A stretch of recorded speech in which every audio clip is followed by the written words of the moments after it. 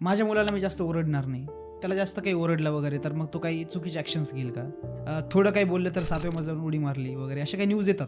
आपले शिक्षक होते जे आमच्या शाळेतले शिक्षक होते जुने, ते बेदम मारायचे, म्हणजे भयंकर मारायचे. आणि आमचे पालक परत म्हणायचे की याने अजून चूक केली तर अजून मारा. हे आता आज चालत नाही. मुलाला मारलं जरी तरी टीचर अरेस्ट होतो. तर कुठे ना कुठे याचा एक फायदा पण मुलं घेत आहेत. ते जे जेंटल पॅरेंटिंग आहे, जे सौम्य पालकत्व आहे, हे चुकीचं आहे की बरोबर आहे? जर तुम्हाला तुमच्या मुलांनी काहीतरी गोल अचीव करावा वाटत असेल तर जेंटल पॅरेंटिंग करून हे होत नाही. काही काही पॅरेंट्स खूप प्रेशराईज करतात.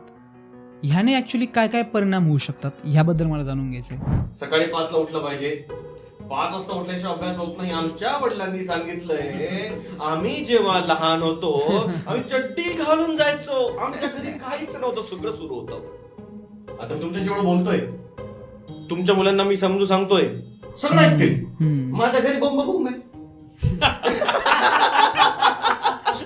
माझ्या घरी माझ्या मुलीला सांगितलं, अरे पप्पा तुम्ही बंद करा राव ते, तुम्ही तेच परत सांगताय. शक्य नाही. मुलांसाठी मोबाईल, एखादी गोष्ट मला नोट्स काढायची, याची एखादी PDF वाचायची, कारण असे कारणं देतात. मग अशा मुलांसाठी तुमचा काय सल्ला असतो?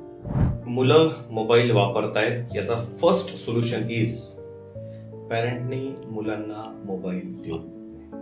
प्रिंटर कितीला येतो नवीन? मग तुम्ही प्रिंटर घ्या ना विकत घरी. प्रत्येकाकडेच प्रिंटर असेल याची गॅरंटी नाही. प्रत्येक जण एकसारखा नसतो. प्रत्येकाकडे पैसा असतो याची गॅरंटी नाही. मोबाईलला ऍडिक्शन का होतं, पुस्तकाचं ऍडिक्शन का नाही होत?